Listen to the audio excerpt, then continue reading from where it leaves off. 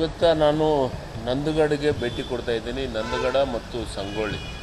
ಈಗಾಗಲೇ ನಾನು 2 ಸತಿ ಸಂಗೊಳ್ಳಿಗೆ ಭೇಟಿ ಕೊಟ್ಟಿದ್ದೀನಿ. ಸಂಗೊಳ್ಳಿಗೆ ಭೇಟಿ ಕೊಟ್ಟು ಲಾಸ್ಟ್ ಟೈಮು ಸನ್ಮಾನ್ಯ ಮುಖ್ಯಮಂತ್ರಿಗಳಾದ ಸಿದ್ದರಾಮಯ್ಯ ಸಾಹೇಬ್ರನ್ನ ರಾಕ್ ಗಾರ್ಡನ್ ಅದನ್ನು ಉದ್ಘಾಟನೆಯೂ ಮಾಡಿಸಿದ್ದೀವಿ. ಈಗ ನಂದಗಡ ಪೂರ್ಣ ಪ್ರಮಾಣದ ರೆಡಿ ಮಾಡಬೇಕಾಗಿದೆ.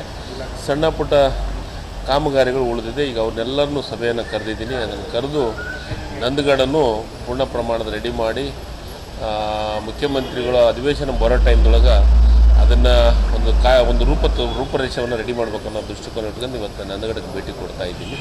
ನಂದಗಡಕ್ಕೆ ಭೇಟಿ ಕೊಟ್ಟು ನಂದಗಡದ ಸಂಗೊಳ್ಳಿ ರಾಯಣ್ಣನ ಮೂರ್ತಿ ಇರ್ಬೋದು, ಕೆರೆ ಇರ್ಬೋದು, ಅವನ್ನೆಲ್ಲವನ್ನು ಮತ್ತೊಂದು ಸತಿ ನಾನು ಭೇಟಿ ಕೊಟ್ಟು ರೆಡಿ ಮಾಡೋಂಥದ್ದು. ಮತ್ತು ಅದರ ಜೊತೆಗೆ ಸಂಗೊಳ್ಳಿ ಒಳಗೆ ಒಂದು ಸ್ಕೂಲ್ ಇದೆ ನಮ್ಮದು ಇಲಾಖೆದು, ಏನು ಸೈನಿಕ್ ಸ್ಕೂಲ್. ಆ ಸೈನಿಕ್ ಸ್ಕೂಲ್ಗೆ ಎಲ್ಲರದ್ದು ಬೇಡಿಕೆ ಇದೆ.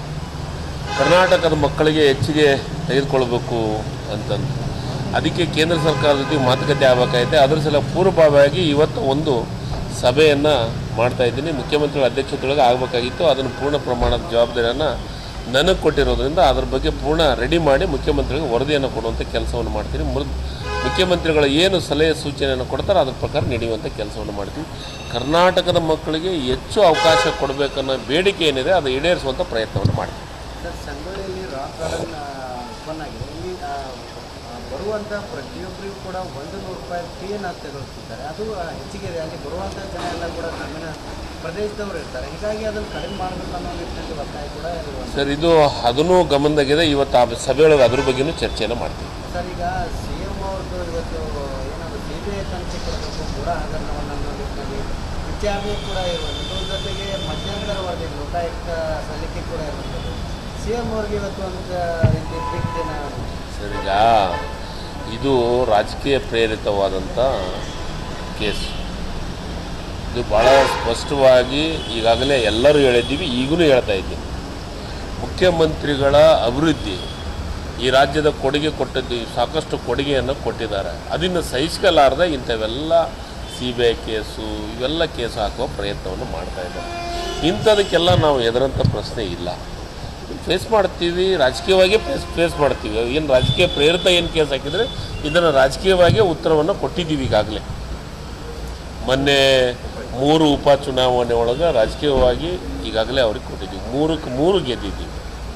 ಗೆದ್ದು ಜನರು ಯಾರು ಪರ ಅದಾರ, ಜನರು ಮುಖ್ಯಮಂತ್ರಿಗಳ ಬಗ್ಗೆ ಇವ್ರೇನು ಕೇಸ್ ಹಾಕ್ತಾಯಿದ್ದಾರೆ ಇದಕ್ಕೆ ಜನರು ರೊಚ್ಚಿಗೆದರಿ ರಾಜ್ಯದ ಜನರು ಅನ್ನೋದು ಭಾಳ ಸ್ಪಷ್ಟವಾದ ಸಂದೇಶವನ್ನು ಈಗಾಗಲೇ ವಿರೋಧ ಪಕ್ಷದ BJP ಅವರಿಗಿರ್ಬೋದು, JDS ಅವರಿಗೂ ಕೊಟ್ಟಿದ್ದೀವಿ. ಇವತ್ತು ಎಂಥ ಇವರು ನಮ್ಮ ಮ್ಯಾಗ ಎಂಥ ಕೇಸ್ ಹಾಕಿದ್ರು, ಏನೇ ಮಾಡಿದ್ರು ಕೊನೆಗೆ ರಾಜಕಾರಣಿಗಳಿಗೆ ರಾಜಕೀಯವಾಗಿ ಏನಿರ್ತಂದರೆ ಜನನೇ ನಿರ್ಧಾರವನ್ನು ಮಾಡೋದು ಅಂತ ಇದೆ. ಜನ ಈಗ ಹೈದರಾಬಾದ್ ಕರ್ನಾಟಕ ಭಾಗದಾಗೂ ಜನ ಒಂದು ಚುನಾವಣೆ ಎದುರಿಸಿದ್ದೀವಿ, ಒಂದು ಆ ಭಾಗದಾಗೇನೋ ಹಳೆ ಮೈಸೂರು ಭಾಗದಾಗ ಎದುರಿಸಿದ್ದೀವಿ, ಮತ್ತು ಕಿತ್ತೂರು ಕರ್ನಾಟಕದಾಗ. ಇವು 3 ಭಾಗದೊಳಗೂ ನಾವು ಭಾಳ ಸಣ್ಣ ಪ್ರಮಾಣದಲ್ಲಿ 10,000 ಮೇಲೇ ಗೆಲ್ಲುವಂಥ ಕೆಲಸವನ್ನು ಮಾಡಿದ್ದೀವಿ. ಇಷ್ಟಾದ ಮೇಲೆ ಜನರೇ ತೀರ್ಪು ಕೊಟ್ಟ ಮೇಲೆ ಇವ್ರ ಪರಿಸ್ಥಿತಿ ಏನಾಗಿದೆ? ಇವ್ರು ಇನ್ಮೇಲೆ ಅದನ್ನು ಬೆಳಗಾವಿ ಅಧಿವೇಶನದೊಳಗೆ ಅದನ್ನು ಎಚ್ಚರಿಕೆ ಹೆಜ್ಜೆಯನ್ನು ಇಡಲಿ. ಅವರು 3 ಇಬ್ಬರು ಏನು ಎಚ್ಚರಿಕೆ ಹೆಜ್ಜೆ ಇಡಬೇಕಂದ್ರೆ ಜನರ ಬಗ್ಗೆ ಚರ್ಚೆಗಳಾಗಲಿ, ರಾಜ್ಯದ ಬಗ್ಗೆ ಚರ್ಚೆಗಳಾಗಲಿ, ಮೂಡಾದ ಬಗ್ಗೆ ಈಗಾಗಲೇ ಚರ್ಚೆ ಮಾಡಿದರು, ನಮ್ಮ ವಿರುದ್ಧ ಹೋರಾಟನೂ ಮಾಡಿದರು, ಮುಖ್ಯಮಂತ್ರಿಗಳ ಪಾದಯಾತ್ರೆನೂ ಮಾಡಿದರು. ಏನಾಯಿತು ರಿಸಲ್ಟ್? ಕೊನೆಗೆ ಜನರ ತೀರ್ಪ ಕೊನೆ ಅಲ್ಲ, ಈ ಜನರು ತೀರ್ಪು ಕೊಟ್ಟಿದ್ದಾರೆ. ಇನ್ನು ಮೇಲೆ ಆದರೂ BJP ಅವರು ಸರಿದಾರಿಯಿಂದ ಕೆಲಸವನ್ನು ಮಾಡಲಿ ಅಂತ ನಾನು ಅವರಿಗೆ ಒತ್ತಾಯವನ್ನು ಮಾಡ್ತೀನಿ. ಸರ್ಕಾರದವರು ವಕ್ಫ್ ಮಸೂದೆಯನ್ನು ತರಕ್ಕೆ ರೆಡಿ ಆಗ್ತಾಯಿದ್ದಾರೆ. ರಾಜ್ಯದಲ್ಲಿ ಇವರು ವಕ್ಫ್ ವಿರುದ್ಧ ಹೋರಾಟಕ್ಕೆ ಯತ್ನಾಳ್ ಅವರ ನೇತೃತ್ವದಲ್ಲಿ ನಾನೊಂದು ಮಾತು ಹೇಳ್ರೆ, ಒಡೆದ ಮನೆ ಆಗಿದೆ BJP ಒಡೆದ ಮನೆ ಆಗಿದೆ. ಮನೆ ಒಂದು 3 ಬಾಗಿಲಾಗಿದೆ. ಮತ್ತೊಂದು ಪಕ್ಷದ ಬಗ್ಗೆ ಇವ್ರು ಏನು ಹೇಳ್ತಾರೆ? ನಾನು ಹೇಳ್ತಾ ಇರೋದು ತನಿಖೆ ಎಲ್ಲಿ ಆಗ್ಬೇಕು ಗೊತ್ತಾ? CBI ED ಎಲ್ಲಿ ತನಿಖೆ ಆಗ್ಬೇಕು ಗೊತ್ತಾ?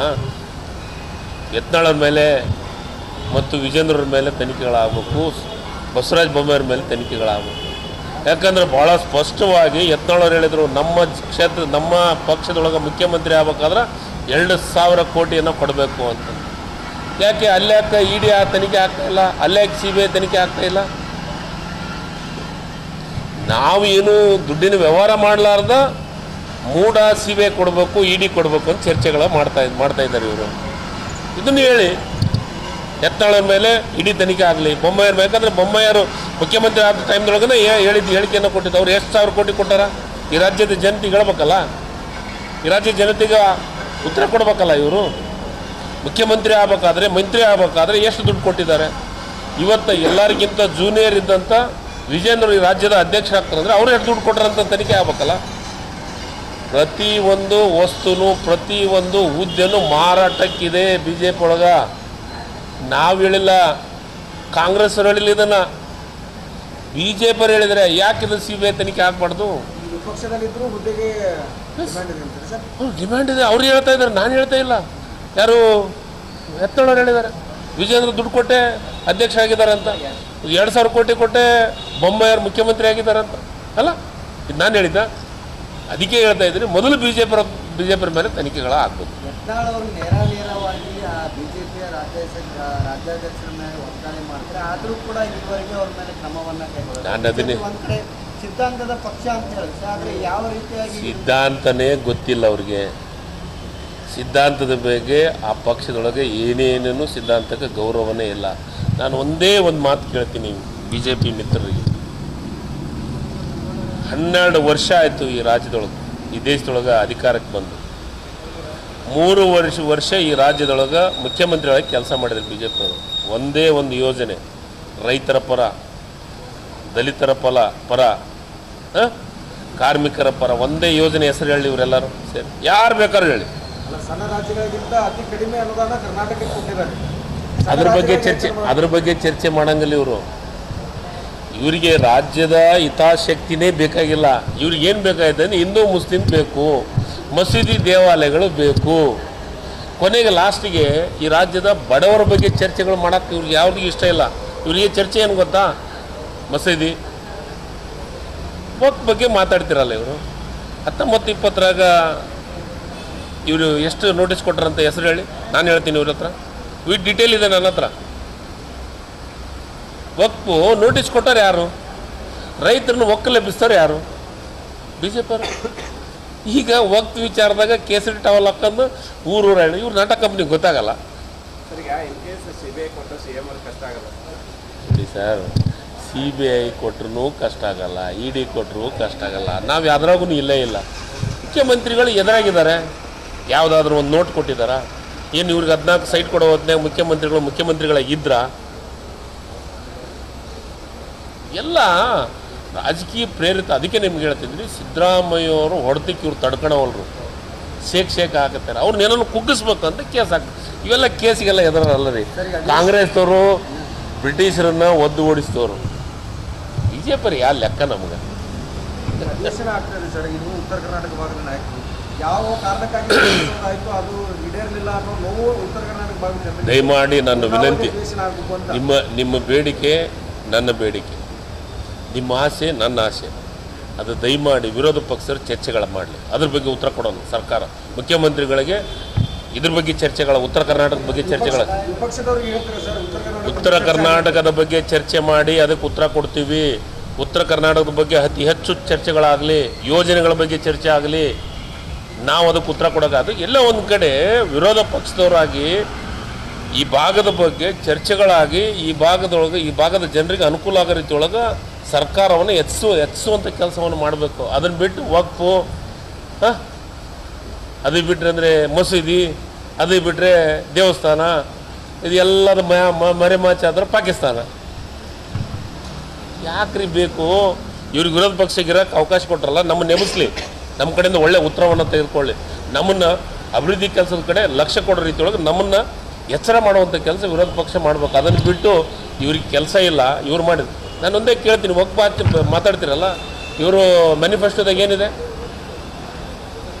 ಹೇಳಿ? ಇದೇ ಬೊಮ್ಮಾಯರು ಏನು ಮಾತಾಡಿದ್ದಾರೆ ಹೇಳಿ?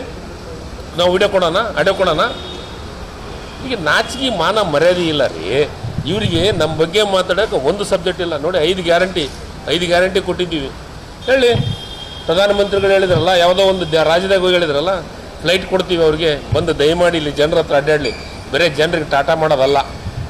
ಸರ್, ಈಗ ದಾವಣಗೆರೆ ಮಾದರಿಯಲ್ಲಿ ಏನು ಆಯಿತು ಅದೇ ಮಾದರಿಯಲ್ಲಿ ಅಹಿಂದ ಸಮಾವೇಶಕ್ಕೂ ಕೂಡ ರೆಡಿ ಆಗಿದೆ. ಸರ್, ಈಗ ನಮ್ಮ ನಾಯಕರ ಬಗ್ಗೆ ಚರ್ಚೆ ಯಾಕೆ ಇವ್ರಿಗೆ ಬಿ ಜೆ ಪಿಯವರಿಗೆ? ಅಹಿಂದನೂ ಮಾಡ್ತೀವಿ, ಪಕ್ಷದ ಸಂಘಟನೆಯೂ ಮಾಡ್ತೀವಿ. ನಮ್ಮ ಕೆಲಸ ಏನಿದೆ, ಈ ರಾಜ್ಯದೊಳಗೆ ಬಡವರ ಸಲುವಾಗಿ, ಸಾಮಾನ್ಯ ಜನರ ಸಲುವಾಗಿ ಯೋಜನೆ ಕೊಟ್ಟಿದ್ದೀವಿ. ಅವ್ರನ್ನೆಲ್ಲರನ್ನೂ ಸೇರಿಸಿ ಒಂದು ಕಡೆ ಸೇರಿಸಿ ನಾವು ಜನರಿಗೆ ನಾವು ಇದನ್ನು ಕೊಟ್ಟಿದ್ದೀವಿ ಅಂತ ಹೇಳೋ ತಾಕತ್ತು ನಮಗಿದೆ. ಈ ಬಿ ಜೆ ಪಿಗೆ ಹೇಳ್ತಾರ ನಮ್ಮ ವಿಚಾರ ಮಾಡಂತೇಳಿ ಇವ್ರು ಸಮಾವೇಶ ಮಾಡಿ ಈ ರಾಜ್ಯದಕ್ಕೆ ಬಡವರಿಗಿಂತ ಯೋಜನೆ ಕೊಟ್ಟಿವಿ ಅಂತ ಹೇಳಿ ತಾಕತ್ತಿದ್ರೆ ಇವ್ರಿಗೆ. ಡಿಸೆಂಬರ್ 5ನೇ ತಾರೀಕು ಹೌದು, ಅದು ಪಕ್ಷದೊಳಗೆ ಚರ್ಚೆ ಆಗೋಂಥದ್ದು. ಪಕ್ಷದ ಸಂಘಟನೆ, ಮುಖ್ಯಮಂತ್ರಿಗಳು ಮಾಡಿದಂಥ ಯೋಜನೆ, ಉಪಮುಖ್ಯಮಂತ್ರಿಗಳು ಮಾಡಿದಂಥ ಯೋಜನೆ, ರಾಜ್ಯದ ಪಕ್ಷದ ಸಂಘಟನೆ ಯೋಜನೆಗಳನ್ನು ಅವರಿಬ್ಬರು ಏನು ರೂಪಿಸ್ತಾರೆ ಅವ್ರ ಹಿಂದೆ ಫಾಲೋ ಮಾಡೋ ಕೆಲಸ ನಾವು ಮಾಡ್ತೀವಿ. ಸರಿ, ಕನ್ನಡ ಮತ್ತು ಸಂಸ್ಕೃತಿ ಇಲಾಖೆಯಲ್ಲಿ ಕಲಾವಿದರಿಗೆ ಕೆಲವೊಂದಿಷ್ಟು ಪ್ರೋತ್ಸಾಹನ ಕೊಡುವ ವಿಚಾರದಲ್ಲಿ ಕೆಲವೊಂದಿಷ್ಟು ಅಧಿಕಾರಿಗಳು ಕಮಿಷನ್ ತಗೋತಾ ಇದ್ದಾರೆ. ಮತ್ತು ಕಲಾವಿದರ ಕಾರ್ಡ್ ಕೊಡೋ ವಿಚಾರದಲ್ಲೂ ಸಹ ಕಮಿಷನ್ ತಗೋತಾ ಇದ್ದಾರೆ. ನನಗೆ ನೀವು ಹೇಳಿದ್ರಲ್ಲ, ಇಂಥದ್ದು ಒಂದು 2 ಕಡೆ ಗಮನಕ್ಕೆ ಬಂದಿದೆ. ಆ ಅಧಿಕಾರಿಗಳ ಮೇಲೆ ಕ್ರಮ ವಹಿಸುವಂಥ ಕೆಲಸನೂ ಮಾಡ್ತೀನಿ, ಅದ್ರ ಜೊತೆಗೆ ವಾರ್ನಿಂಗನ್ನು ಮಾಡಿದ್ದೀನಿ ಈಗಾಗಲೇ. ಅಂಥದಕ್ಕೆ ಅವಕಾಶವನ್ನು ಕೊಡಲ್ಲ. ನಾನು ಇಲಾಖೆ ಮಂತ್ರಿ ಆದಮೇಲೆ, ನಾನು ಇಲಾಖೆ ಜವಾಬ್ದಾರಿ ವಹಿಸಿದ ಮೇಲೆ ಅಂಥದಕ್ಕೆ ಅವಕಾಶ ಕೊಡೋದು. Yes sir, thank you.